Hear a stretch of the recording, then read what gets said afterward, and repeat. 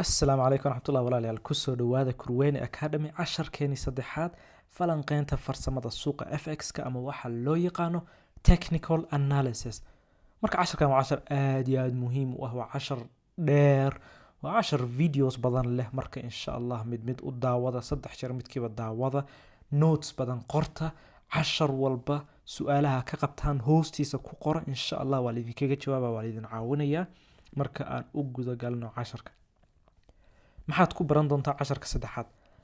Qodobadan ba casharka saddexaad uga hadli doonaa. Waa maxay falanqeynta farsamada technical analysis, maxay tahay makaanikada qiimaha suuqa iyo suuq u shaqeeyo, mabaadi'da asaasiga ee falanqeynta farsamada qiimaha suuqa. waxaan ka hadli doonaa 6 mabaadi'. mabda'a koobaad oo ah xaaladda suuqa ama waxa loo yaqaano market condition, mabda'a labaad oo ah marxaladda suuqa ama market phase, mabda'a saddexaad oo ah sagxad ama saqaf, support iyo resistance. haddii aad YouTube tagdid oo dhahdid learn how to trade forex, waxa ugu horeeya soo bixi doona waa midaan, waa support and resistance. aad iyo aad loo isticmaalaa. mabda'a afraad tilmaamayaasha ama indicators. mabda'a shanaad waa labadan mabda' ugu dambeysa, labada mabda' ugu jeclahay waa qaababka qiimaha price patterns, waa mabda'a shanaad. mabda'a lixaad waa qaababka shumacyada ama waxa loo yaqaano candlestick patterns. marka intaan waan ka hadli doonaa, waxaana kusoo gabagabeyn doonaa casharkan isku darka mabaadi'dan oo dhan. marka aan socono, waa maxay falanqeynta farsamada suuqa FX-ka? falanqeynta farsamada suuqa FX-ka waa daraasayn lagu sameeyo dhaqdhaqaaqa qiimaha suuqa. marka saa la socotaan, dhaqdhaqaaqan qiimaha suuqa ma ahan dhaqdhaqaaq iska imaado, waa dhaqdhaqaaq ku imaado dad ka ganacsanaya suuqan iyo iibsasho iyo iibin ay sameynayaan daraadeed uu suuqa u dhaqdhaqaaqaya. marka falanqeynta farsamada waa daraasayn lagu sameeyo dhaqdhaqaaqan. mabaadi'da falanqeynta farsamada waa boqolaal sano jir, ma ahan wax cusub, waa wax boqolaal sano jira, waa wax ma ahan wax cusub hadda lala imaado, waa wax aad iyo aad loo isticmaalo oo cabaar soo jiray. marka qaabka aan u isticmaalno ama loo maro falanqeynta farsamada oo annaka suuqa aan u falanqeyno waa mid fudud, waa mid si fudud loo baran karo.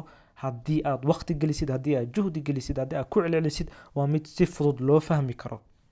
waxaan taageersannahay una adeegsanaa mabaadi'da asaasiga ah ee falanqeynta farsamada, waxaan ku sameynaa daraasayn. waa sida aan suuqa u falanqeyno annakoo isticmaalayno mabaadi'dan asaasiga ah. annaka ma aqbalno mana isticmaalno tilmaamayaal xad dhaaf ah. tilmaamayaal lagu dhahayo waa secret, waa wax qarsoon, waa wax lacag kuu soo saarayo, waxaas ma isticmaalna, ma aqbalno. si waxa u isticmaalnaa deganaasho leh, si dhexdhexaad leh baa u isticmaalnaa tilmaamayaasha isticmaalayno ma badno. xaddhaaf ma ahan, ma isticmaalno waxyaalahan algorithmska ama robotska. algorithms iyo robots iyo waxaan EAska loo yaqaano waa wax dadka computerska ay inta isticmaalaan ay qori karaan, waa software la sameynayo oo suuqa falanqeyn ku sameynayo. marka aniga lacag aan leeyahay software kuma aamini lahayn. softwareskan kuwa faa'iidada badan soo saaro waa kuwa aan dadka badankood ka bixi karin, waa kuwa millions of dollars ah, lacag badan laga baxsado. laakiin waxyaalahan boqolaalka dollar la iibinayo ma ahan wax fiican, waa wax dadka isku dayayaan inay lacag bubsiis ay dadka uga sameeyaan. marka ma isticmaalna waxaas, anaka mana aqbalno. ardaydana waa kaga dignaa waxaas inay ka fogaadaan. makaanikada qiimaha suuqa, marka qiimaha suuqa iyo sidee buu u shaqeeyaa waqtiga dheer, in the long term, waqtiga dheer lacagaha ayaa kor iyo hoos u socdo iyagoo la jaan qaadayo wanaaga dhaqaale ee wadanka lacagta laga leeyahay. marka in waqtiga dheer fundamental analysis wuxuu shaqeeyaa waqtiga dheer, in the long term. annaka fundamental analysis ma isticmaalna ee waxaa isticmaalnaa technical analysis. marka labadan siyaabo ama labadan falanqeyn ayaa ama labadan farsamo ayaa loo isticmaalaa suuqa in lagu falanqeeyo. marka annaka maxaa isticmaalnaa technical analysis. technical analysis waa wax si fudud loo baran karo, waa wax si in badan soo laalaabto, qaab qiimeedyo in badan soo laalaabto, waa wax la aamini karo. laakiin fundamental analysis waqtiga dheer waa la falanqeyn karaa qiimaha suuqaas meesha u socdo, lacagtaas qiimaheeda meesha u socdo, laakiin si fiican ma looga faa'iideysan karo, meelo fiican suuqa laga galo ma la arki karo. Laakiin technical analysis ayaa muxuu ahaa aad iyo aad u fiican oo annaka taas isticmaalnaa waqtiga dheerna. suuqa wuxuu la jaan qaadaa dhaqaalaha waddankaas. waqtiga gaaban lacagaha ayaa kor iyo hoos u socdo iyagoo la jaan qaadayo sahayda ama baahida. marka supply and demand bay la jaan qaadayaan ee loo qabo lacagtaas.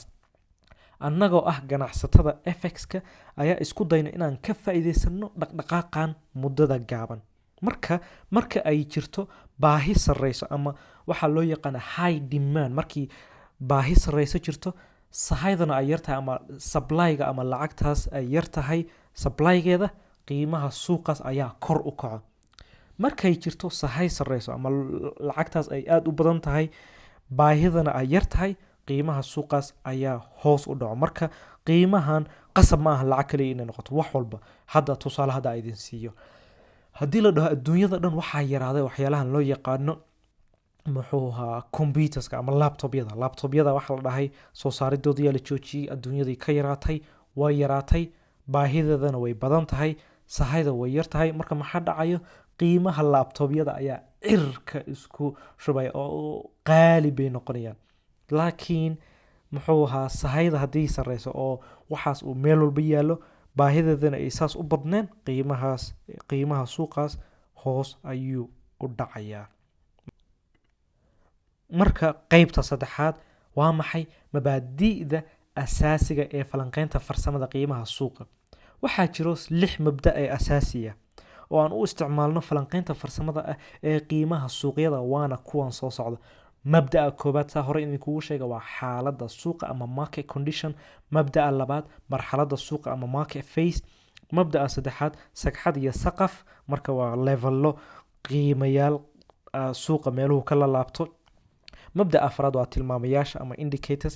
mabda'a shanaad waa qaababka qiimaha ama price patterns. mabda'a lixaad waa qaababka shumacyada ama candlestick patterns. marka insha allah videoga labaad intaasa kusoo gabagabeynaya. waxaan rajeynaya inaad si fiican uga faa'iideysateen. asalaamu calaykum.